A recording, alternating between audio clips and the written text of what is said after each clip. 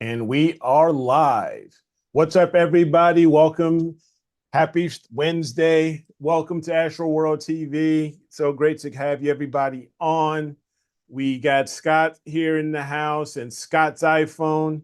And we got some pretty cool, Scott shared some pretty cool information that I'll share here recently, as you see in the headline. And we're going to do a little bit of catch up as far as imaging and stuff like that, what we're doing. And I've got an unboxing as well. Very cool. It's going to be pretty dang cool. So how you doing there, Mr. Cole? I am well. Telescope is up and running. Nice. And we've got some good imaging going on for Andromeda. I can show that real quick, I think. Yeah. Just Yep. jump over there and get to, let's see, share and go to here. And so there we go. That's the main part of Andromeda, the 3-panel. So we'll have one above, one below. Okay. And then this is the main body of the galaxy. But as you can see, it's looking pretty good. Yeah. Yeah. And you've got you, and we were talking earlier how you've got pretty much a lot of things already locked in as far as building your imaging session for this mosaic, and got that all squared away now. Stars look nice and round. Yeah, stars look great. Your guiding looks relatively not bad. I mean, there may be a gust there. It looks a little high right now, but maybe there must be, you might be a little off. It's probably maybe a gust here or something, but who knows? See Ross on here, and got Duff and Richard. What's up? And yeah, I mean, so far for me, it was productive, you know, weekend as far as for imaging, getting some stuff done. I think I'll be able to um, see here if I can fire this up. And yeah, there was one thing, because having conversations with you guys, and we're talking about a while back, we're talking about filter offsets and everything. Yeah, I think I may abandon my filter offsets for right now because even though I had some filter offsets turned on, I don't know if it was because of the weather or whatnot. There were certain things that just, were getting out of focus. So I was like, yeah, I mean, I'm sure, because of the changes in the weather, and, we're going, from fall into colder weather, especially at night, some stuff like that. But, even if a autofocus right now on average for me takes about 2.5 minutes, not too bad. And at least this way I can almost, in a way, guarantee myself having, going through that autofocus routine, and stars will be relatively sharpened, the focus will be good and stuff like that. So yeah. Better to lose 2.5 minutes than lose 2.5 hours. For sure. Because of out of focus images. Yep. And that was one of the big things that that nailed me. So yeah, I have so I've been working on a couple of things I'll share. And let me go back here to share. So as we got here, so I've been working on I've been doing I have two different projects I was working on with the FLT 91 and the Altair 585. And let's see here, just a sec, because Dan just messaged. and he's asking for the link. It's like, if you can go to the chat, into our stuff, but Yeah, there he is. oh, he's there. Okay, he's there. What's up, guys? What's up, man? So, like, for example, elephant trunk, I've been trying to work on that. So if we can, so Yep. this is these are 300 second HA images of the elephant trunk, and this is with the 585 and the refractor. Oh, there's a So lot of you, HA in that elephant trunk. oh yeah, absolutely. And if I go up one, What's that? do a different Blah. and just grab it here. Yeah, so there's a lot of HA in there, a lot of HA. Get that And picture off there, Scott. What is this? This ZZ Top thing going on? Oh, that's just my phone. I had my phone plugged He's in got- so that He's if I got walked outside. ZZ Top on the right, and he's got freaking Sherlock Holmes on the left. I don't think Holmes used a church warden, but Hey, I'm sure he oh used my something. yeah, gosh. he's more of a Dunhill guy. Corn cob pipe or something. Yeah. That's MacArthur. Yeah. Yep. Oh man. And go back here. And let's see how this looks. Yeah, and the spider and the fly. Yeah. This is stuff you've been working on. Yeah, so this stuff I've been working on. That looks a little out of focus, dude, man. Yeah, that's why I was talking to I was mentioning to Scott that here's a better one where it's back in Yeah. It's a little better. where better, I went ahead and decided to turn off the filter offsets for now. Yeah, And just go back. Never used them. I never used them for right or wrong. I mean, it's kind of like a Coke and Pepsi conversation. Sure. But I always do things the hard way, right? Or the sure thing way, I guess I would call it, because if you do an autofocus, tried and true. There's it's gonna be. I don't know. I don't know. Some people swear by the offsets. I just don't. I don't know. I just think it's another failure point that could go wrong. Yeah. And that's what kind of happened, with that initial image, where it's a little off, out of focus here. And eventually, it caught up. And it took a while to, there's quite a few of these that are out of focus. So I ended up turning off the filter offset run and then ran another autofocus and got to this point. So Gotcha. It was like 10 images. So basically almost an hour worth of imaging that has to get tossed.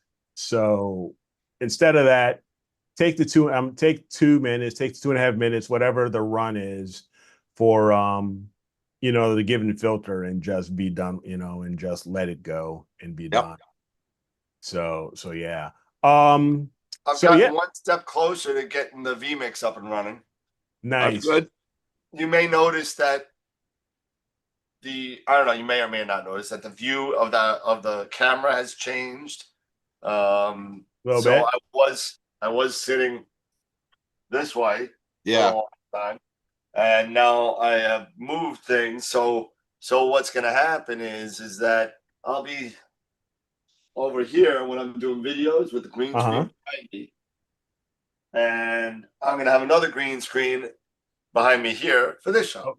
Okay. Behind me over there. Nice. And I'll have lights and everything and all that kind of stuff. But I got the other computer up and running. I got the Stream Deck connected. So hopefully, within the next, couple of weeks, because I had to I bought a curio cabinet for all my collectibles. So that's going over there because it's getting a mess. I got the desk that I was using for my studio. You may remember that desk in the old house. That's now over there, and that's now my packing desk. Okay, good. So, Speaking so of packing and stuff like that, I got a package I from you. know, I I got a know. package from you. So I I appreciate thought you were that. talking about the USB-C connectors. No, no, but I got a package from you, so I'll share that in a little bit. But Steve mentioning here, filter offsets work, but you have to train it, not just 3 or 4 cycles. Your offset Yeah, remains constant. However, the amount of backlash can wander or yep, increase or decrease on your focus point. 100%. So yeah. And Unless that's you're probably one using of a the big strain things. wave. I'm sorry? Unless you're using a strain wave mount. No, backlash in the focuser. Backslash of the focuser. Oh, and the focuser. The Yeah. focuser. Yeah. So one of the things is like, especially with this, the rig that I have set up right now that's using that ZWO EAF, it is notorious for having quite a bit of backlash, Yep. you know. So I was actually watching a video of from Neef from last year that showcased Ioptron's IAF, I believe, Okay. and how it when it gets to its focus point, it locks it. There's no movement. It's like it just locks that sucker in, and you can still you can still manually press and unlock it, and you can do some manual adjustments. But the IAF, I have we may have to look up the video or the YouTube video how that sucker locks in. It has like almost zero backlash, and it's like the steps are like really small, like crazy low number in microns. It's Okay. it's it's supposed to be pretty darn good. That's like Um, what the that's like what my Starlight Instruments is. I think it's got 100,000 steps. yeah, yeah. So So it's just one of those. Is like, okay, that's pretty damn cool. Um, but getting you're to using an EAF with the 11 right now? no, not with the 11. No, this is with my FLT 91 with the refractor. Oh, With my 11, I'm using my Prima Luce Sato low yes, Sato. profile. Yeah, Yeah, I'm okay. using and that one, no problem. Yeah, It's great. yeah. Hey Norm. Hello, Newman. Yeah, So Norm, thank you. I could never get that EAF to work on that Yeah. on the So last Well, I the project. critical may. focus zone on a Yes. 14 is like, meh, Yeah. you It Yeah, know. just So never no. That's worked. why I have the Prima Luce on the Schmidt, but I may end up looking to replace the focuser on the refractor as well. Move on from the EAF and look to something that's a bit more precise and more steps yep. and lot less backlash. Yeah. Lot less backlash. So this is for my, this is for my little refractor. So I don't want to spend a huge amount of money on this, but if I'd have to, I have to. Well, for which scope is this? For the FLT 91, the refractor, Try the Astro Oasis. Astro Oasis. Okay. Yeah, try the Rose Focuser version 2. It's small, it's compact, it's got a clutch, it's Okay. USB-C powered and data. Okay. I mean, and the focus is literally this big. Oh wow. Okay. And it's a slip on, it's a slip on like the Like Optec the type focusers, okay. Okay. and I've got nothing but I can't keep them in stock. I just got more in today. Oh Uh, wow. And how much but do those run? they're like what, $299 plus the adapter that you need for your specific scope. So Okay. $299 plus for you it'd probably be $25 for the clamp. Okay. Uh, Okay. I don't think you need anything special for the FLT 91 like an SCT or something like that needs. Right. Right. But there are different packages that come with certain scopes, but I don't think the FLT needs it. I'll double check. Okay. But I mean, Okay. you're talking under $400 even if you needed a kit. Yeah, yeah. You know? Okay. Well, yeah, we'll talk a little later, maybe after the holiday. Yeah. To do something like that. One thing I wanted to showcase, and thank you, Scott, for bringing this up and recommending this. I this is pretty darn cool. I'll go ahead and we'll share this. Dennis said he put the high precision QHY focuser on his 10-inch SET. Okay. And he has great results from it. And that Q focuser, the high precision ones, is for a box. I call them box focusers.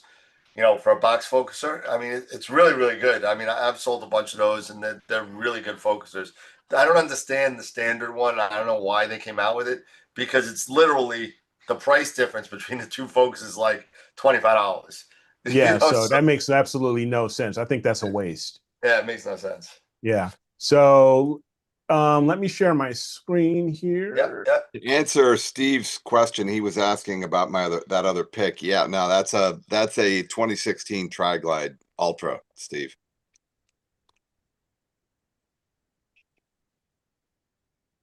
And let me share. And let's check this out. Let me know if you guys can hear this or not. The Sun and the Earth teamed up to put on quite the show last night, a full-color production known as the Northern Lights. There is another performance tonight visible in northern states. Light pollution can make it hard to see such wonders of the sky, but a possible solution is sprouting up on a farm in Texas. David Schechter has tonight's Eye on America. In sleepy Rockwood, Texas, nothing much ever seems to happen until the roofs roll back off these sheds and reveal a telescope farm? Does it ever get old seeing all those roofs go at the same time? No, has not gotten old yet. Cool. Yeah, it's cool every single time. Brave Falls is an amateur astronomer. He turned his passion into a business 18 months ago when he co-founded a company called Starfront. It rents space to customers who ship their telescopes here and then control them through the internet from their homes. This location allows amateur stargazers to take stunning pictures such as these because the sky here is much darker than where they live. Where are some of the farthest places that people will tunnel to this location tonight? We have a lot of customers in Europe, Indonesia. There's a guy in the UAE, Japan. Starfront is helping solve astronomy's biggest problem, light pollution. A 2023 study in the journal Science found every year the sky is getting 10% harder to see. This map shows the scope of the problem, which is particularly bad in the eastern U.S. Chuck Ayub in suburban Detroit showed us his garage full of telescopes, but he hardly uses them anymore after shipping one out to Texas. What's the difference between having it at your house and having it out in Texas? Well, the big difference are the dark skies. I am 20 minutes from downtown Detroit, and that light pollution is a killer. Most nights, Ayub live streams his telescope feed to his large social media following. There's also a little camera at the base so he can see the telescope in action. Chuck is in Detroit controlling this thing in the middle of nowhere, Texas. Yes. Oh, he's live right now. He is. Hey, Chuck. Hello! From out here, Falls and others are identifying objects no one's ever seen before, such as this photo he calls the Crown of Thorns Nebula. It's furthering our understanding of space, even as our ability to see it is fading. What's the threat, you think, to our existence as humans from light pollution? It really prevents people from dreaming, like seeing what's above them. Just awe. You get the tingles, you get the goosebumps. Now it's a feeling you can get. It's such an amazing thing. Even from your basement in Detroit. For Eye on America, I'm David Schechter in Rockwood, Texas. Yeah. So. And there it is. There it is. And stop sharing here real quick.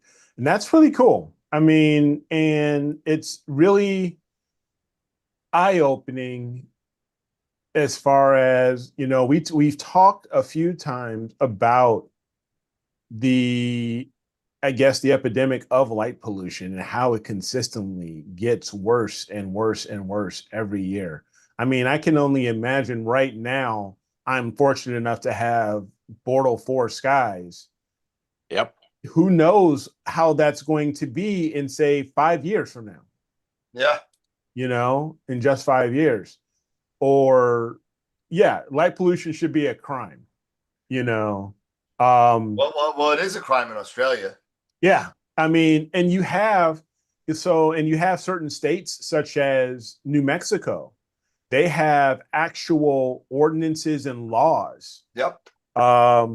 To combat light pollution because they treat the night sky as a natural resource. And yep. Part of tourism attraction and everything. And as they were highlighting, the majority of this is happening on the eastern part of the United States. East of Mississippi, pretty much. Yeah, the east of the Mississippi. So, I mean, Norm saying he was at a low Bortle 4 when he bought his house. Now in about 4 years, now it's a Bortle 5. Oh yeah. So there is definite, and you can see from the number of scopes and roll-offs. I think he had like maybe a half a dozen roll-offs that were showcased in that image, in that piece, and they're just full of mounts and everything. And yeah, Super Dave saying, yeah, Flagstaff, Arizona has ordinances. There's a lot of locations, especially west of the Mississippi, that have ordinances to help protect the night sky, because it's not just necessarily about astronomy. It's also about human beings themselves, and our ability to sleep, ability to, just for it throws off health, your stuff like circadian that. rhythm, right? It Yes. throws it all off. Mhm. And and that's something that we had a conversation with a number of astrophotographers on the show over the past couple of years regarding light pollution, regarding the screwing up of your circadian rhythm, where your sleep cycles are, and how that links to possible depression. Yes. And and a lot of people suffer from depression, and some of that comes from sleep cycles that are screwed up for whatever Mhm. reason, whether that be insomnia or staying up all night watching the stars. It could definitely affect people. So just be aware of that, because it becomes an issue. And that's, again, it's already been seen in birds and wildlife, where it kind of screws them up totally. They think it's daytime and it's nighttime, and they end up flying into walls. Yes. So I mean, it's kind of the sleeping at the wrong. It's really a bad thing, especially when you're dealing with Bortle 7s and ups. Yes. Where it becomes more and more of a big issue. Mhm. So I wish Sean was here, because he is like the guy, as far as I know, about light pollution. Him and Nico, they're big light pollution people, and they know a lot more about it than I do. But I mean, it's not a good situation, and it's never going to be a good situation, especially in New York. Yeah. I mean, and and the light pollution has all been for the sake of human progress, and innovation and technologies and stuff like that. But you also Yep. have to remember that as much as, we gain from those innovations, we also lose quite a bit. We lose our minds. Yes, we do. So yeah. Well, it's the stupid stuff too. It's you go into a parking lot at 2 a.m, or you look into a parking lot at 2 a.m, and they got those huge lights on. Why? Yes. What the hell do you need that for? They got No stores sense. that have got that they're all lit up, on the inside. They're like, why the hell are you doing that? Yeah. I mean, seriously, why are you doing that? There's no need for that. I mean, you can run infrared cameras to detect prowlers. You don't need that. You don't need those lights like that. It's just stupid. It's just, it's just the people. Most people, not us, who don't take the night sky for granted. But you have so many businesses, so many people that who don't think about these things, don't think about the impacts of this stuff. Yeah. Car dealerships are I wouldn't say absolutely they don't. awful.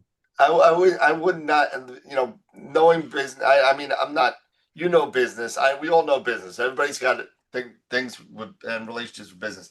I don't think it's that they don't understand. I think it's that a lot of people don't really care. They don't care. And they want to make sure that you know where their business is, and they leave the lights on. So okay, yeah, that could be a very good point. That could be a very good point. People that are out at 2 a.m, you don't want at your business anyway. No, I mean, yeah, but you know, what if I get that one customer that's driving at 2 o'clock in the morning and sees my business and comes tomorrow and buys a whatever? You know, that's again. I know. Is it right? No, bullshit. But is it something that may be going through some business owner's head? Absolutely, 100%. Yeah, and to Super Day, you know, in today's point, city planners like to show off, you know, the buildings at night. Yeah, I mean, you look at the nightscapes in the cityscapes of New York City, Chicago, LA. You know, it's intentional. You know, when you have a football game, you know, you've got at night, you know, and the bright lights, big city, bright lights, all that stuff. Bright lights, big city. Yeah, it's crazy. I mean, high school football games. I remember, you know, even now, you go to a high school football game, it's nuts. You can see the stadium almost like a half mile away. You know, or more. Yeah. It's insane, you know. So yeah, it's something that we have just had to deal with as astronomers. And that's one of the big reasons why at one point I really wanted to move to New Mexico. Yeah, I remember. You know, I really wanted to move to New Mexico because I wanted to just be away from these skies. You know, I can walk outside right now with my phone and point north, and it's relatively dark. I'll point the camera off to the east, and I've got the Lowe's and Walmart glow. Yeah. Those parking lot glows. And it's the crazy thing is that, you know, to your point, Dan, yes, people want to highlight their businesses and stuff like that, but there are so many new ways to 100%. Still do that and diffract the light and refract the light away from it going straight up. You know, I mean, there is such a thing as full cutoff lighting, right? I mean, you know, so it points everything down instead of up. Yeah, you know, where the light is actually inset in the fascia of the light structure. Yes. So yes. You know, and you don't have that extra glow that's spreading across. That goes up. Yes. You know, it's really it's not even a new technology, to be honest with you. You know, full cutoff lights have been around for a really long time, but it's just one of those things where, you know, people don't think. They throw up a light and that's it. You know, they don't think about what's above them, you know, or who they're bothering. Or who they're bothering or stuff like that. We've got all kinds of small businesses down here. I mean, you go up and down our main drag on 44, and it is there's all kinds of small businesses in these little strip malls and this and that. Those are not the offenders. Those people turn their lights off. It's the big box stores. It's the big companies. You know, they're just running their freaking lights all the damn time because they can afford it. You're not like your small business. And you know that to run those lights like that all night long, it's got to double or triple their electric bill. Oh yeah. Yep. Oh yeah. It does. It's a waste. It's a complete waste. Nobody cares. I mean, why do you need to promote Walmart? Who the hell doesn't know what Walmart is? Exactly. I mean, but kudos to Bray and the team over there at Starfront, you know, getting their name out there through the national media. Yep. You know, yeah, there's so many of us, that are familiar with Bray and what he's been doing. Dan, you've got your own scope, you and Sean share a scope down there. And you Yep. guys have been, you even said you guys take advantage of this stuff. You've got more data than you know what to do with right now. I know. Well, You know, I haven't really done a lot of imaging down there. Like I said in the last show, over the past, month or so, it's been, it's been a, between septic tank issues and water flowing and I meant to ask you about that. What the hell happened with your basement?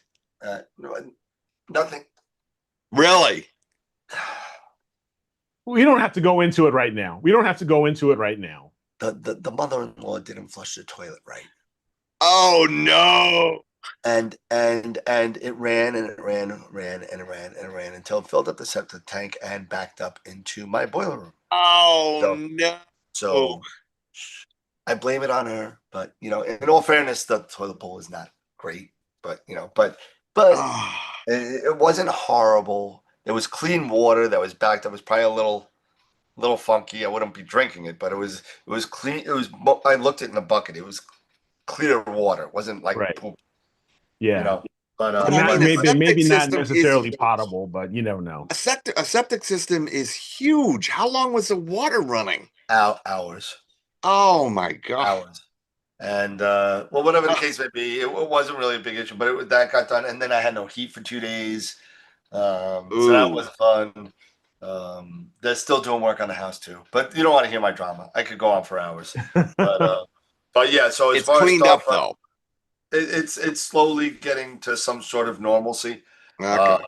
But it's not there yet. But I mean, so as far as the Starfront scope is concerned, I'm actually logged into there right now. I'm trying to finish putting in all of the objects that people shot off about a week ago on the on our show, and I'm slowly framing everything the way I think it should be framed and putting everything together. So hopefully I'll get that done and press the play button, and should be pretty good.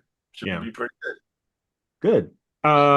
Yeah, we've got Norm. Thank you again so much for helping me out with the SkyX. Everything is working really, really well now.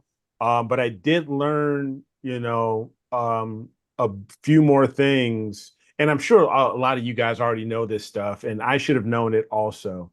But one thing I definitely want to call out, if people aren't aware, is if you are pointing your scope to a target that is at least, I would say, that is above at least maybe like say 81 degrees declination or or higher, like you really getting up there in that altitude.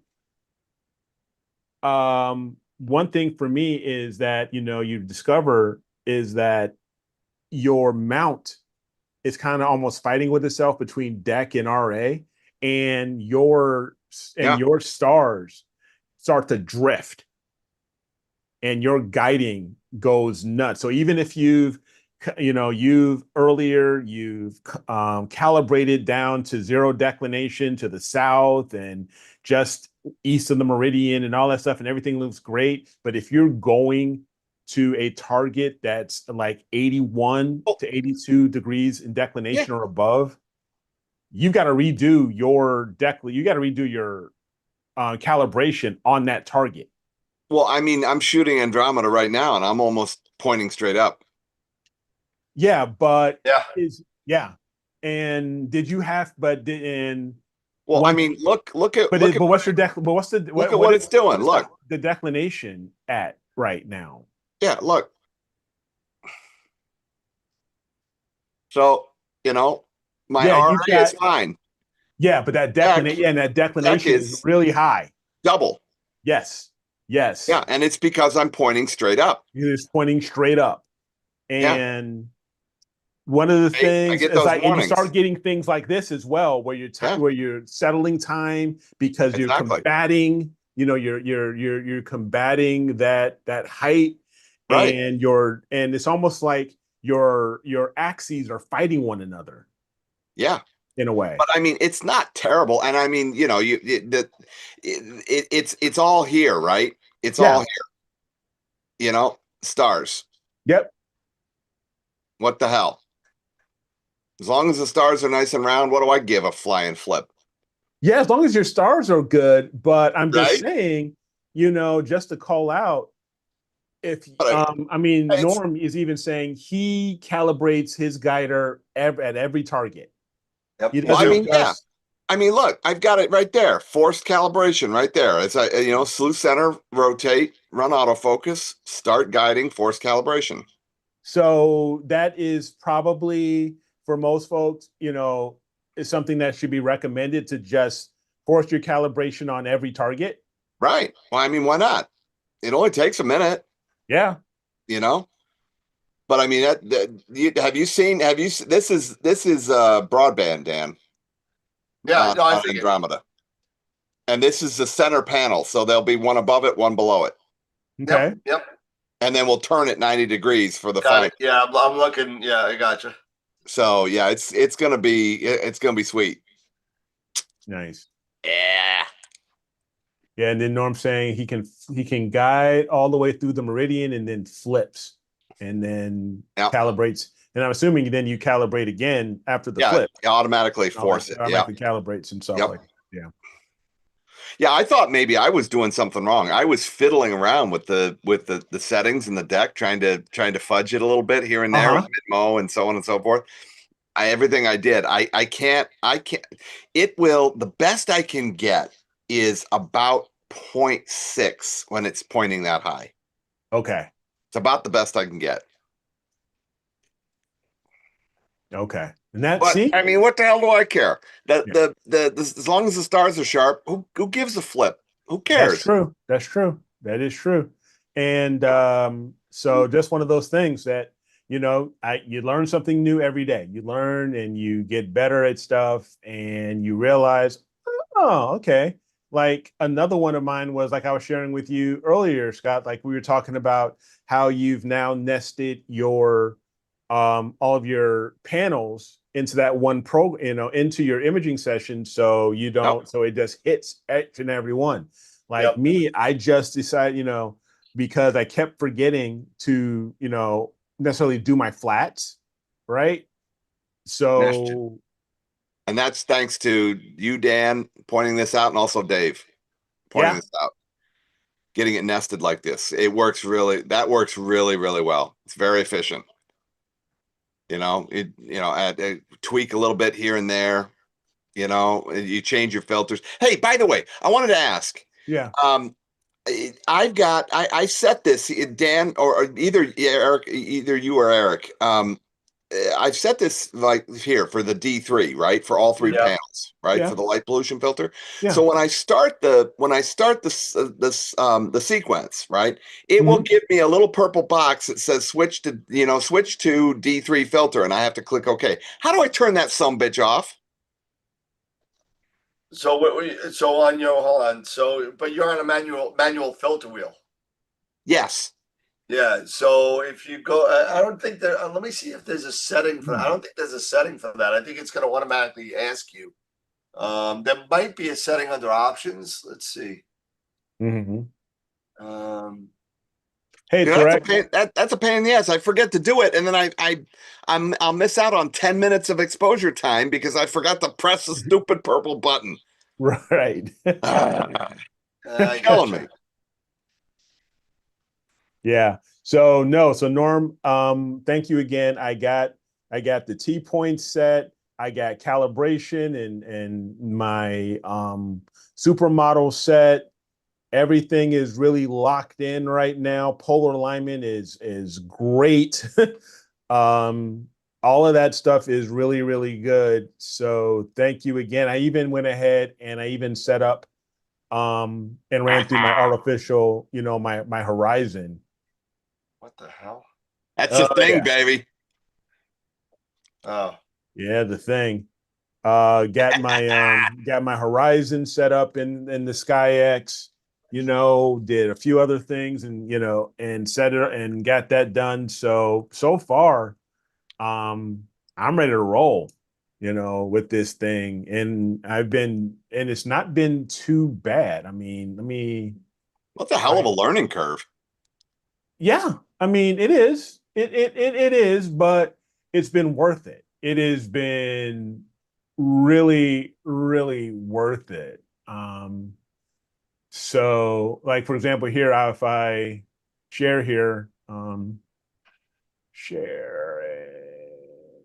Let's see here, share. Like here is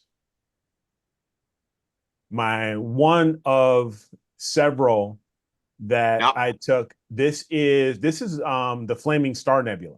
This is deep inside this is really zoomed in on the Flaming Star Nebula. And this is 300 seconds of HA. Nice.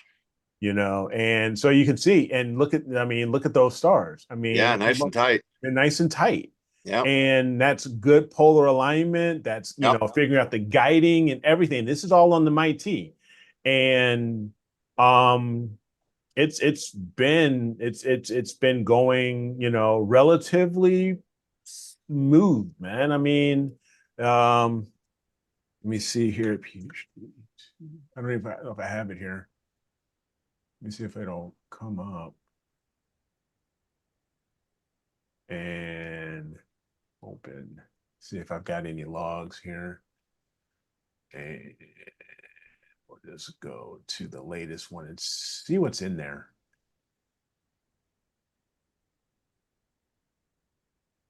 No, that one's, I mean, it's getting, this is what I was talking about. You know how my RA, check that out. The RA, yeah. 0.38. But I'm looking up. And there's deck going abso-freaking-lutely nuts. Yeah. And I'm glad it's not me. No, I thought I was doing something wrong. no, it's it's here. It's just that stuff, But this also, if I'm pointing anywhere else, yeah, this sucker is down to like I've seen where it's getting down like 0.3. Yeah, if you're pointing someplace out, that's the same way with I am. All of a sudden I've got great guiding, but I'm lower than I'm at 70 degrees or below. Yeah. And and that was the thing, man. I mean, it was just like I was trying to figure it out, like, what in the world am I doing wrong? That was just the calibrations and stuff. But trust me, it's gotten a heck of a lot sharper than this. These are just bad numbers here. But no, it's these were like way off. So those are bad examples. But no, thank you again there, Norm. Anyway, one other thing. I apologize to anybody who has, been trying to image. Well, I can't say that because Scott, you're imaging now. You're fine. Hey, everybody, welcome back. So. Yep, I'm imaging. New. Yay! The box didn't come out that bad, huh? No. So I had to take out the Prima Luce adapter to get the Edge 11 going. But other than that, I mean, I haven't done anything yet. So let me get this styrofoam out of the way. It's a nice little case. I mean, that bad boy. Nice little case. What is this one again? This is, my friend, the Gear 60. Oh. And it's a mount? Look at this little baby. It's a mount. It's a cute little baby. No, it's a telescope. Oh, it's a telescope.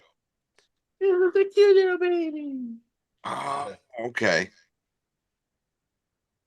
The Gear. Who makes this? Starfield. Starfield. Okay. Oh yeah, is that a triplet or a quint? It's a pets. It's a Petsful. Wow. Nice. So, Yeah, it's a Pets full. Yeah, nice. That'll be a nice wide field. Oh yeah. I mean, it's 300 millimeters. It's f5. It's f5. So it's 300 millimeter focal length. What did that run you? What's this like 9? 949, I think. Yeah, like 940, 950. Yep. What's the equivalent in the William Optics? The Red Cat, the 51, the Red Cat 51, Yeah. which is basically like around 250 millimeter. It's a little, That's because this is 60, different. and of course, red, and then you've got what is it? Not even the Pallades has more elements. The Pallades 68 has more elements. Because I believe the Pallades is like six elements inside of it, maybe 7. In the William Optics, yeah. Yeah, and William Optics. But yeah. it's also a significant price jump. Oh gosh, yes. With that amount of glass, it's like $2,200 for that. Yeah, and that's the Pallades 68. It's a 7-element. It's a 7-element. Yeah. Isn't that the one that's got the focuser that's midline? Yes, it's called the WIFT rack and pinion focuser. Yeah. Yeah.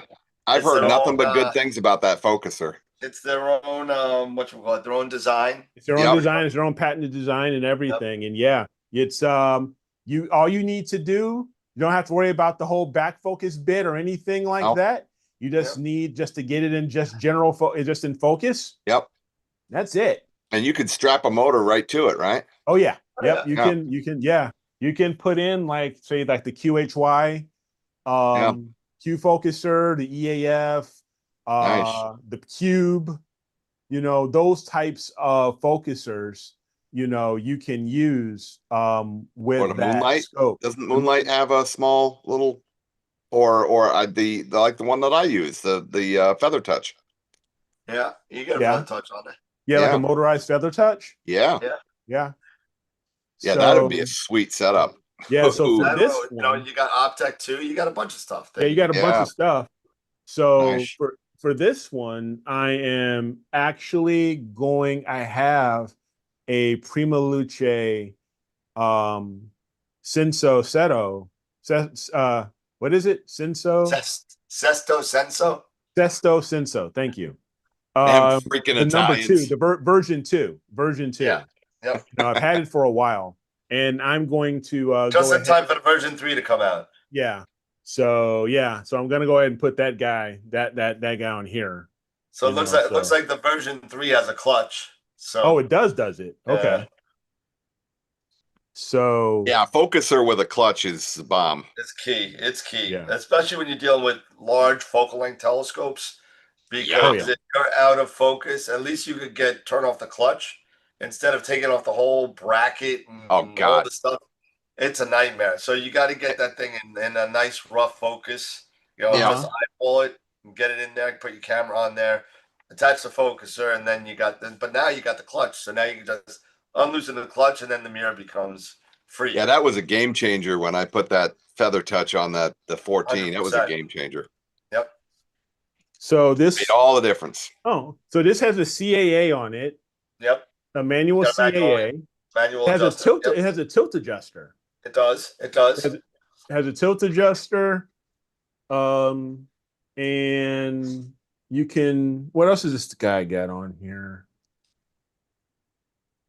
You got the filter. You got the M48 filter holder, so you can just directly. So within no need to necessarily use a slider if you don't want to, depending on what you're going to use, unless you're using an EFW for something. But this has got an M48 filter holder. So okay. So it's got the M48 filter holder and everything. So I'm definitely, going to be checking this, spending some time with this bad boy. The thing also I like about Starfield is in the past couple of years, I've seen a marked shift in telescope makers allowing us to know what type of glass they use in there. A lot of people don't. You don't know if it's FPL 53. You don't know if it's O'Hara. You don't know if it's, whatever. You don't know what kind of glass it is most of the time these days. If you look at some of the places, they'll just say it's a 5-element design most of the time. Starfield is very open about what glass they use in there to, give you a little bit more specificity on what you're getting and what you're actually paying for. Yeah, they need to take their cues from like Nikon and Canon. They're very open about the kind of glass that they use. I know that I can't say that for Canon because I haven't done a lot of research, but Nikon's like that. Yeah, Canon's the same way. Yeah. So yeah, I'm gonna have to break out my little 30 millimeter guide scope. I got another little guide scope floating around here. I'm gonna have to hunt down, go in here. Little CWO camera there, Yep. And yeah, just start tinkering around with this. Now I've got the focuser. I've got the camera. Now it's just the matter of the main piece, which is of course the mount. So still trying to decide what's going to be at the heart of this whole little travel setup, So we'll see. Somebody's out there, did Steve, talking about I see that power box from SV Boney, the SV241. Yeah. Mitchell, I think Eric buys more equipment than he has images. No, I've got they're mistaking you for Matt Draxler. That's I think they are. I think they are. But yeah, I mean, you got SV Boney's got a lot of good products, but when I'm dealing with power, I want stability, I want capability, I want a proven kind of make. And Pegasus, to me, as far as power, and Wanderer Astro is slowly getting there. I think they've actually done a good job with their Pro line power boxes. They're really good, robust, and made well. Pegasus definitely. So if I were to rank them, I would probably say Pegasus, Wanderer, as far as power boxes is concerned. But I mean, they're similar in price. Their Pro or the Ultimate is anywhere about $600-700. But you got everything. Same thing as far. The one thing that the Wanderer has that the Pegasus doesn't, it's got 2 power inputs. So if one fails, you have another one that could back you up. Interesting. So they got 2 power ins. You can put 2 power boxes on there if one drops out for whatever reason. Not that I've ever heard of one drop out. But it's kind of a nice cool redundancy. It's a cool little design that I've never seen before. Hey, Steve, the Skywatcher Wave is one that I am considering for this guy. Not necessarily maybe the 150, but the 100. And I've been, had brief discussions with Dan about the Pegasus Nix 88. Dave has mentioned the Warp Astron, I believe it's the WD-17. The 17, So there's that one, just a nice lightweight strain wave mount that I can, take with me, anywhere. And not because the ones like the 11, as soon as I get Jackson to help me dig a hole, I'm gonna put in dig a hole, kid. Yeah, dig a hole. We're gonna dig a nice 2-foot 3-foot hole, because the frost line here, we got to really worry about that here in Georgia.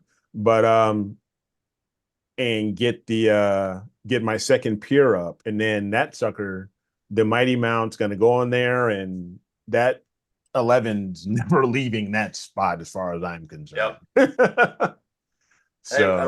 said he was able to go into Nina and reset the SV Boney to get it to connect. So give that a shot, Steve. Okay. Thanks, Rich, for the input. Yeah, I had some real crazy. I'm glad you said that because I do have some of those boxes coming in. So I had some really crazy issues with power and losing connectivity um, on both my mounts, um, and had to power cycle them both basically Yep. To get them to reconnect. And it was right in the middle of getting session started. It's like, here I am, I'm ready to go to bed. I think I've got everything going. And then all of a sudden, Kaboom. something goes wrong. Yeah. It's like something goes wrong. I was actually at Queensborough Community College 2 nights ago. Mm-hmm. As many of you guys know, I do a lot of work out there with the observatory out there. And they had an observation night, not with the observatory, but with all the other equipment that they purchased. Mm-hmm. So we did the ASCAR 130 Okay. with the Wave 150. Okay. Smooth. I didn't realize, I didn't appreciate how quiet the 150 was until I saw it again. It is, you don't even hear it move. That's nice. You don't even hear it move. It was, yeah, Black Friday promos are coming, man. I'm waiting on Player One to come out with their Black Friday prices. That's coming. Okay. Prima started theirs. They're already sold out of 6XTMs. Prima Luce is doing 10% off of all Eagles, except for now the 6XTM. So just on the other 3 models right now. Okay. There is 2 more promos with Celestron and Skywatcher. So Okay. take a look at the website to see what those are. Those are already started. There's going to be an Ioptron black.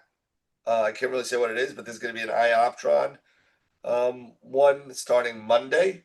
I Okay. can't really release that, so be on the lookout for that on Monday. But it's it's about mounts and that kind of stuff. So That's good. That's good. That's good. So that's good. And I think that's it for right now. Although I do have some Hope 60s coming in. So I got those coming in as well. Okay. Was able to get that on a deal. I got one of them coming in. Yeah, WD-20 and a WD-20 Plus is even better than that, Dave. I heard some good reviews on it to 2 people that I sold to. That same thing like yours. It's just like super quiet and super small footprint. It's a beautiful looking mount. And it's getting some really good traction. So now they have the 17, the 20, and the 20P. Sooner or later, they're going to be probably continuing the 20 regular. That's a guess. It's I don't know, but the 20 plus is only a couple $100 more, and it gets you a little bit better motion and better accuracy. So Nice. So you can see what the 14 is doing. It's pointing almost directly straight up. Oh, I thought you were Oh sideways. yeah. Wow. Yeah. It's pointing straight up. Yeah, just about. Yeah. But this is the other problem that I've been dealing with. See that? Yeah, neighbors. I got an airsoft gun. My neighbor they want to run a 300 watt freaking, pedestal light. And so I'm gonna have to come up with a some way to run a gobo, or a flag or something out there to kind of shield that and keep it from shining directly back here on the telescope. But Is it possible? Is it possible to just put up? I mean, this is just an idea to get some PVC, yeah, and and a tarp, and build and jerry rig something really quick that you can just weigh down with maybe some sand, a sandbag or 2 or something, and just put it there to block make that a little makeshift wall. Like a little makeshift well, wall. that's basically what I was going to do was put a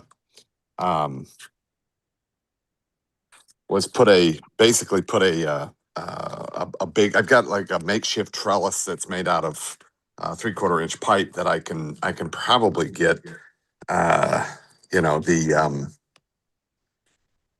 like you said, a tarp, you know, to set it up. I think I might need to extend it a little bit so that I can get it to cast a big enough shadow so it blocks that light coming back into my backyard. So Yeah. Yep. Gotcha. okay, going back inside. Yeah, because actually, me going back and forth like with observatories and stuff like that, I think, who knows? I've been talking about, and I think I may have mentioned it, that I may just have a gravel pad put down, and just build some walls around just to have a windbreak, but just keep it all open. Keep everything open, and I've got Telegizmo 360 covers, and they've been working great. Just puts up some sort of a windbreak and let that be that, and just paint the walls with some really good weatherproofing type paint that fights with the rain and stuff like that. Maybe put some vinyl on the outside, and on the inside where the studs are, just paint it, with some really good exterior paint and call it good. So Yep.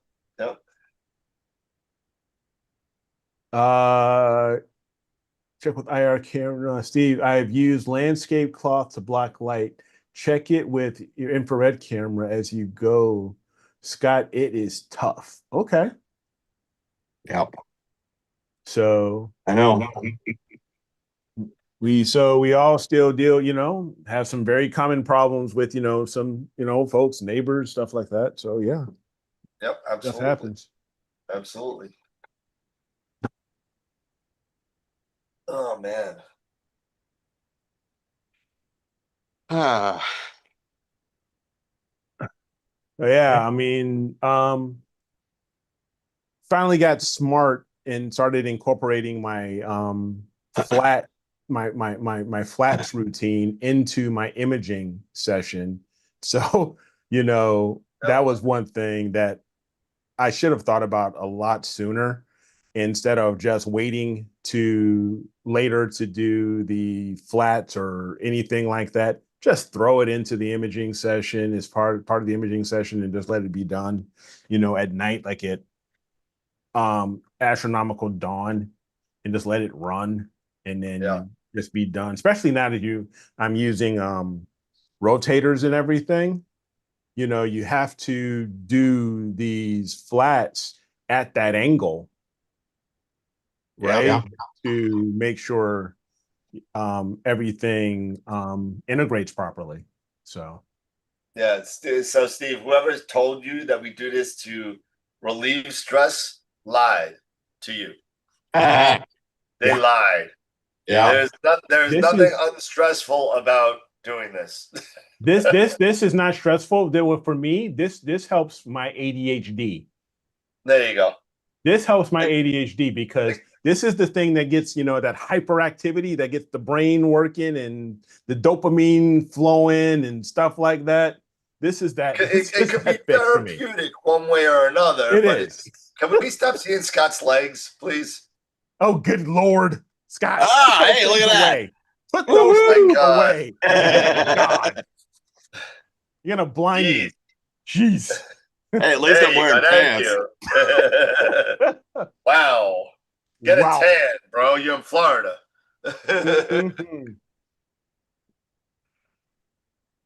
But yeah, no, we don't do this. I mean, I still get stressed out because it's like, why isn't anything working?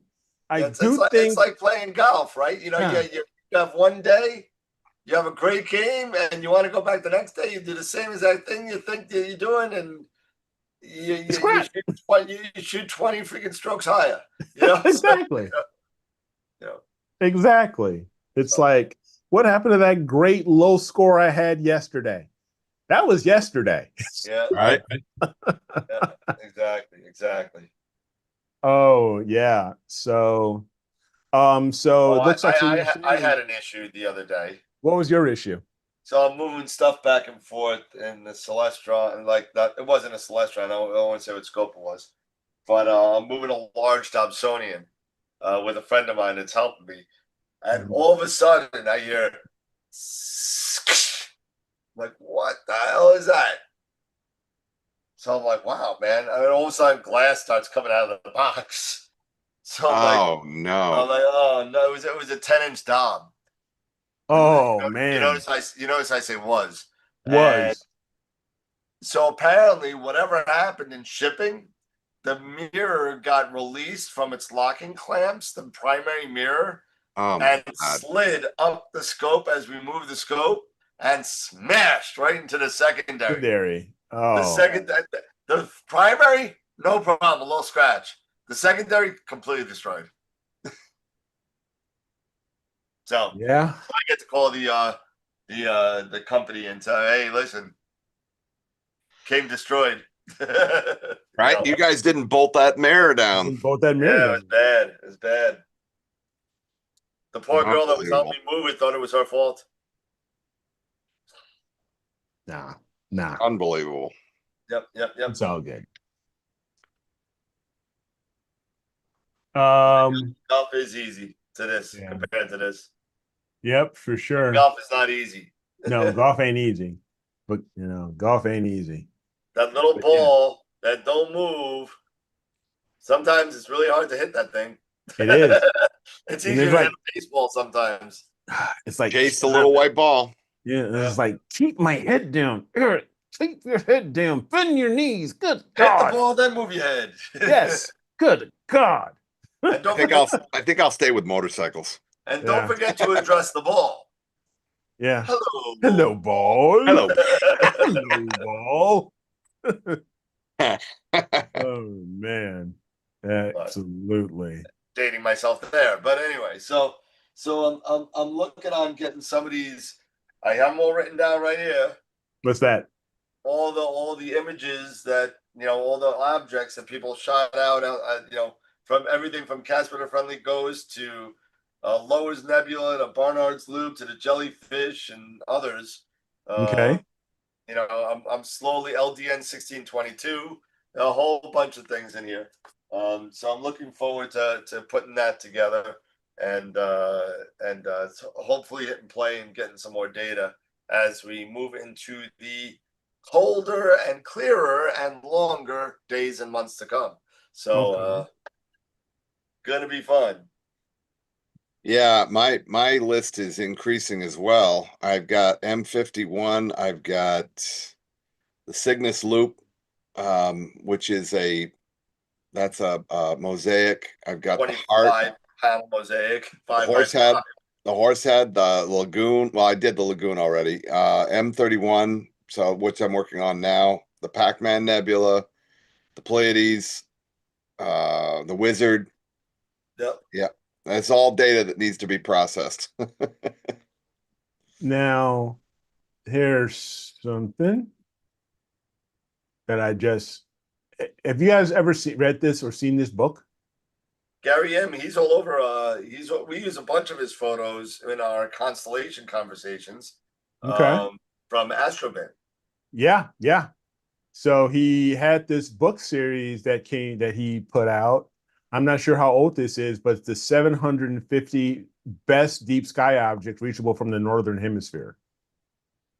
So, and it was only $21. That's not I figured, what the heck? Nice. Did you buy it? Yeah. Any good? I haven't gotten it yet. I'm looking forward to getting it. I get it. I'll probably get it like either tomorrow or early next week. Was it available in hard copy? You could get it in hard. Yeah, it was. I got it for 22, but yeah, 28 bucks. There you go. That's in hardcover. That's the hardcover. Yeah, it's got the hardcover. Yep. So you can do hardcover or paperback. Is there a digital version of it?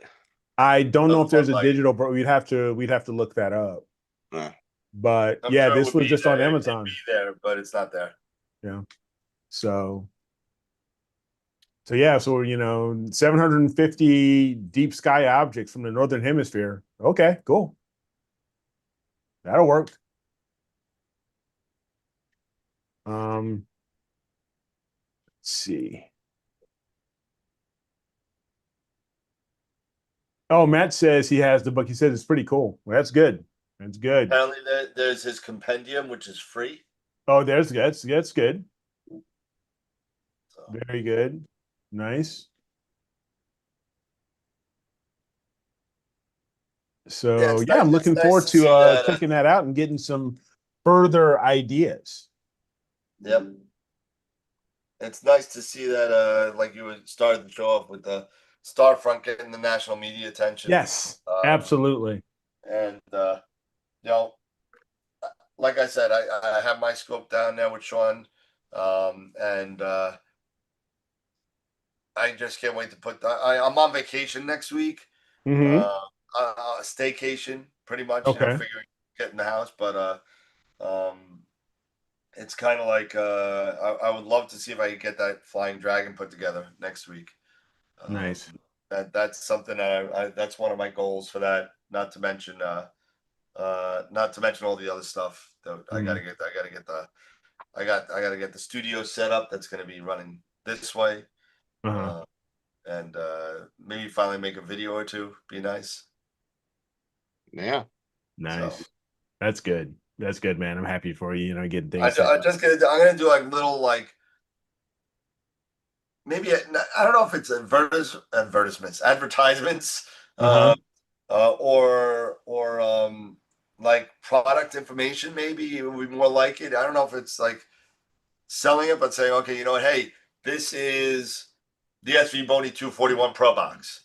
Mm-hmm. This is what it has. This is what it is. This is what it could do for you, and and that's what it is. Not necessarily an unboxing, but it's probably going to be unboxing kind of stuff. I got a lot of toys now too, so I got to sell those for Christmas. So Okay. Yeah. Well, son of a gun. What say it's Wednesday, right? All day. Now it cleared up. Holy cow, Today's it cleared Wednesday. up. I was in 1% cloud cover.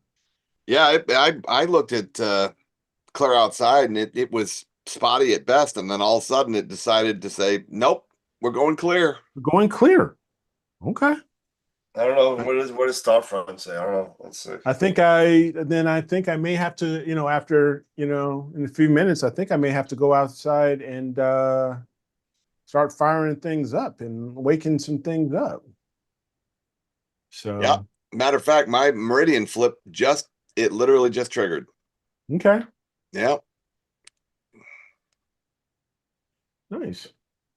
Well, I would give that a shot. It said the highest it said was 4% at one point, but everything else is looking like 1%, 1%, so Yeah. I'm gonna go for it.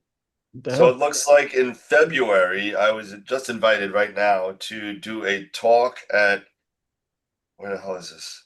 Southampton Observatory. Mm-hmm. How to choose and use your telescope. Okay. Southampton. Yeah. The Hamptons. Oh. Yeah. Oh. So Excuse me. Friday Do you have any evening, Grey February Poupon? 27th. What? Excuse me, sir. Do you have any Grey Poupon? You're in the Grey Poupon. Hamptons. Yeah. Oh. All right, we'll see. Okay, cool. Pretty much the comments are gone now, aren't they? Yeah, they're going down. Yeah, they're going down. Oh, the comets. Yeah, I the thought you said comments. the comments. I said, no, there's Comments. no No, not commenting. comments. Comment. Comments are going. Yeah, those are pretty much down. And I really with this 11 edge, I cannot wait for January to grab Jupiter. I really want to go after Jupiter in opposition. I'm really hoping that we're gonna get, when it hits opposition, we'll have some stable atmosphere here that I can give that a shot. I suck at planetary, but I'm gonna give it a go again. And say, why not? Yep. Yeah, no, I mean, yeah, but like the meaning Atlas and the other one, those bright ones, they're kind of. How do you pause and restart when clouds flow through? in You NENA? gotta have a safety monitor set up. Oh, you have to have a safety monitor set up. Okay. See, there's another thing I'm gonna have to start looking into. Or you could, I think you can actually have it linked through PHD2 guiding. So if you lose a guide star, you can pause guiding. Okay. And then if it pauses guiding, then you could stop your sequence. And then when guiding restarts, restart your sequence. So yeah, there's a couple of ways around it. Okay. And is that like an Chat instruction? GPT it. It'll give you the instructions. Okay. Okay. I will definitely need to do that. Just don't ask it how to kill yourself. Yeah. No, we weren't even gonna go in there. I wasn't even touching that one. But no, thank you. So my wife's yelling at the dog. Okay. You know me, I can't help but start crap. Yeah. I know. But remember, we're trying to keep this family friendly. G-rated. Yeah. Correct. Multiple methods. Yeah. So if anybody has any ideas, or any processes that they use in NENA to do just that, I'm actually looking for one. I know that Reg and IP over at Starfront can help me out, and I honestly haven't had time to even ask, but since I'm here, I may as well ask the people that are here, because where do you get your best information from the people that are with you, right? So if anybody has any ideas, I know there's a way that I don't have to log into the Starfront server to press play every night, that NENA will start the sequence on its own every night. I haven't had a chance to do that, or even thought about a way to kind of figure it out. If anybody knows a way or has done it or is doing it and has the sequence available and wishes to share it so I can look at it, as long as it's not too crazy, like using variables and stuff that's way, way, way beyond me and my capabilities. If anybody knows how to kind of do that kind of stuff, let me know. Yeah, I would Further like south, to have. I'm in New York. Steve, what are you talking about? What was that? I'd like to have I said I'd like to have a sequence set up so that when the clouds rolled in, it would pause.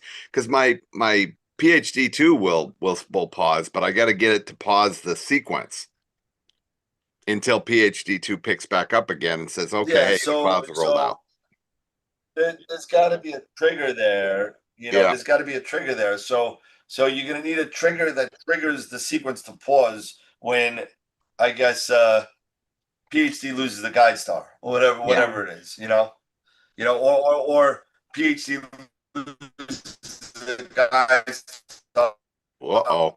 What happened? What? If PhD loses the guide star, what happened?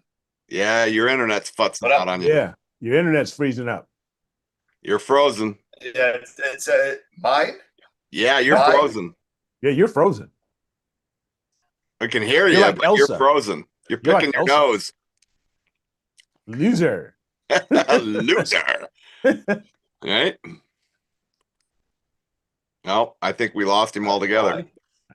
Nope, wait a minute. There he is. Yeah, you're okay. Now you're cleared up a little bit better. Now your video, now it's going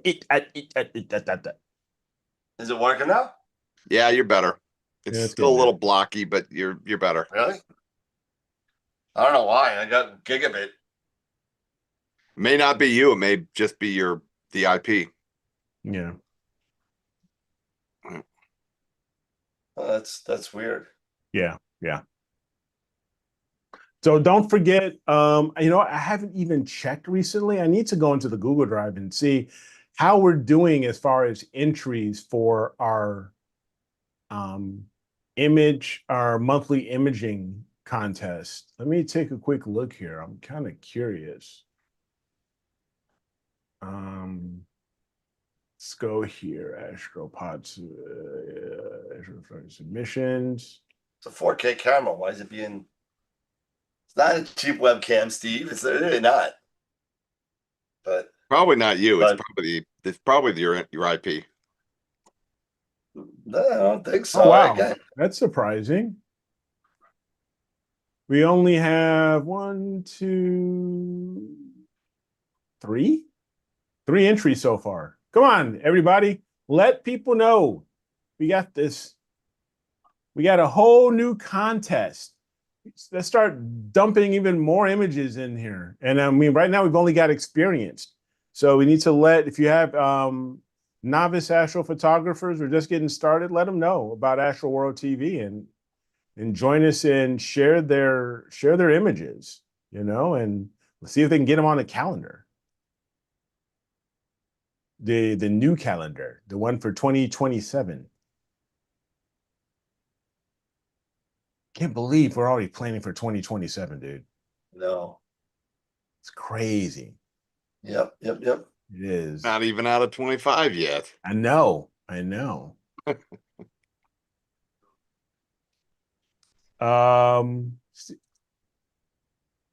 No, he didn't. It's not really a rule setting, that you're living in, Dan. Not rural like cows and stuff. Yeah, but that's me. If I compare it to anything, it's like it feels like upstate New York, where it's a little bit more sparsely populated, but it's darker marginally. It's a Bortle 6-ish. Yeah. And it's a nicer area. It's close to the North Shore, the Gold Coast. You call it on Long Island. It's close to that. It's not there, but it's close. It's actually more I'm like right in the middle of Long Island. Like it's still considered the city, though, right? No, not even close. I'm nowhere near it. Oh, so that's a good thing. I'm nowhere near the city. City ends at Queens. Is it a township? What township do you live in? Smithtown. Huh? Smithtown. Smithtown? Suffolk County, Long Island. Okay. So you're at a Bortle 6. What are you at, a Bortle 6 now? Yeah, 6. Yep. Okay. And you were at a 9. Yeah, I was at an 8+ or close to a 9. I mean, so my SQM was a 17. Oh, 8, I think. No, that's ugly. 17.28. Okay. 17.28. Almost a 16. Yeah, that's ugly. And that's what it was in Levittown. Here it's like an 18.5 or 6. Okay. Oh, so puts me into a solid 6. So what are you sitting at, Eric? I'm at a 4. No, not Bartle. SQM. Oh, my SQM. Honestly, I thought it was like 22. Yeah, that's what mine is, a 20.9. Yeah, I think it was like 20 something. Yeah. Last time I checked, I don't have the I haven't used my Pegasus. I do an average. So when I do SQM, I don't take the darkest part of the sky. I do 3 or 4 readings all over the sky. Sure. And I'll write them down. I do an average. You're doing that, okay. So that I think is a more accurate description. Yeah, you know what?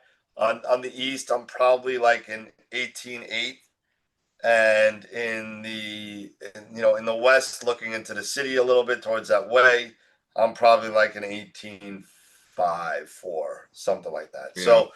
So that it ranges anywhere from like a low 18 to a mid to high 18. So gotcha. It's a really big swing, and that's a big swing. That may not sound like much. That is a huge swing in darkness. Those couple of tenths make a huge difference. So yeah, no doubt. Yep. So I'll get more. I did find out that we have owls nearby. You have owls? Owls, yes. Oh yeah, I've got a great horned owl that's in my bush. I hear him hooting. He'll actually, I've gotten very used to that. But you're in Florida. I'm in the middle of Long Island. You don't expect to see or hear owls. Oh, I think you'll see more wildlife there than you realize. Oh no, I almost ran over a family of wild turkeys the other day. Yeah. Oh God, we got all kinds of wild turkeys down here. And I'm not even talking about the Democrats. No, I didn't. Sorry. You know what? No politics. No politics. I'm not. No, but seriously, the wild turkeys, yeah, they're all over the place. I walk Rocky around our loop, and we've got the tall the lodgepole pines that they use for fill in the land, and the turkeys roost in there all the time. There's 2 or 3 toms in there, 20 or 30 hens, and some jakes. They're all over the place. It's crazy. Yeah, no, this. We have deer crossings, we have a bunch of stuff, but that's kind of really it. I haven't seen one raccoon yet. Western Long Island, the closer you get to the city, you see more raccoons. Yeah. So. See. I don't know if you guys see that or not. 20.52. Yeah. Yeah. And what is that from? Bad. Huh? What is that from? What reading is that from? That's from the Uranus, the Pegasus. It's outside right now? No, this was from not too long ago. Okay. It was from too long ago. Nice. All right, cool. Yeah, it's a lot better than me. Yeah. Yeah, it said Bordeaux 4.5. Oh, that was a while back. So. All right. So we're about at time. Again, thanks everybody for hanging out with us. We really appreciate it. Don't forget the monthly imaging contest for November. We only have 3 entries right now. We still have about 10 days left in November. So get your images in. Let's get a lot more than just 3 images for our start here of our monthly imaging contest. And I'm really hoping the more time that we are allowing, the more entries that we can do. So we can have. And don't forget to let your friends in your astronomy clubs who are imagers, let them know, about our little show here that we've been doing this for like the past 6 years now. And it's great. We don't take ourselves, you guys know the deal. We don't take ourselves too seriously, but we also try to share, our experiences as well as, echo, some of the things that you guys have experienced and stuff like that. And, let's let everybody know. Let's help get Astroworld TV, more viewers. And I'm sure once Dan gets settled more, we're going to get back into the routine of things, and having more guests on. We just got to give Dan a little bit. We're going to give Dan a little bit more time here. We're not going to give him much more time, but yeah, it's definitely been. I literally had to buy. This is a brand new desk. This is a brand new desk. I had to get something a little bit smaller, a little bit more compact, and I wanted an L desk so I could use 2 ways. Yep. So, like the left side over here has nothing yet. This is going to be where my camera and my other ring light and my How tall is your ceiling down there? What? Your ceiling. How tall is the ceiling? Not tall, like 77. That's still not bad. I mean, that's what, 6'7"? Man, I'd be damn near 6'5", my head in there. Yeah, you'd have some trouble. You definitely would have some trouble. You'd be like creeping down this way. Like, you'd have to be really hunched down, like, like Quasimodo. It's like, what? The other thing you might look into, Dan, I don't know how hot you are for it, for the idea, but getting a desktop that allows it to raise and lower. Shelfin's got one of those for hers. She loves hers. A desktop that allows. Yeah, they make the desk, but they also make a topper that you sets on an existing desk, and it literally raises and lowers. So you can stand up and work, and then you can like a bear desk. Like a bear desk? I know that. Yeah, no, I'm way too effing lazy for that. That's not happening.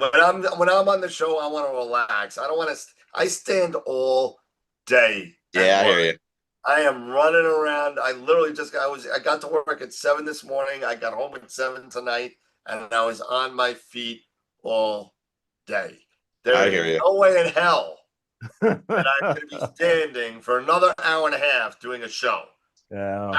I'd rather not just show up. I will go home and go to bed. You know? Oh, well, that's not happening. So, I know. all right. Don't worry, Eric. I won't bail, man. It's all good. I appreciate it. I know my track record over the past 6 weeks has been pretty bad.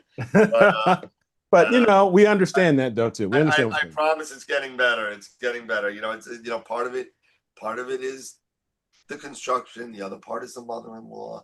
So it's kind of like it's a lot of stuff going on for me at once, and it's a lot to handle and juggle.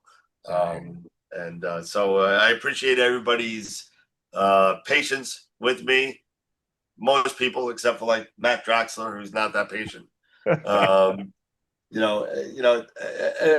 Everything will be fine. I'm going to be working next week on the guest list for Astropalooza, which will be either in January or February, one or the other. I don't know yet. Depends on how fast I get a response from people. Oh, snap. Speaking of that, not of Astropalooza, but of next week, I should have mentioned this earlier. I won't be here next week. What, Thanksgiving week? Yeah. Wednesday and Friday. I will not be on the show. Okay. Just letting you guys know that. I will not be here, everybody. So do we want to go on vacation for Thanksgiving? Because I'm on vacation. So we may have a short little hiatus next week because I will be doing family stuff in Florida. I'll be on vacation next week. So I mean, if you want to have a little week off, that's fine with me. Yeah, so we'll keep you guys posted, but I will not be here. All right, guys. Again, thank you so much for hanging out with us. We really appreciate it. We'll catch you guys on Friday. Are we doing the group thing Friday? No, we did last week, right? Yes, it is. No. We usually are going to do it next week, the Friday, because Friday, but it's Black Friday and all that stuff. You know what? Let's have it this Friday. Hey, everybody. We're gonna we can do it instead. If we're gonna have off the week after, let's do it this Friday. Yeah. Well, let's do it this Friday. We will have our open forum, and our Zoom chat this Friday. Have everybody catch up. So just be on the lookout for the Zoom call in the Zoom details in our Discord. And until then, keep imaging, keep educating in clear skies, and we will see you all on Friday. Take care, everybody.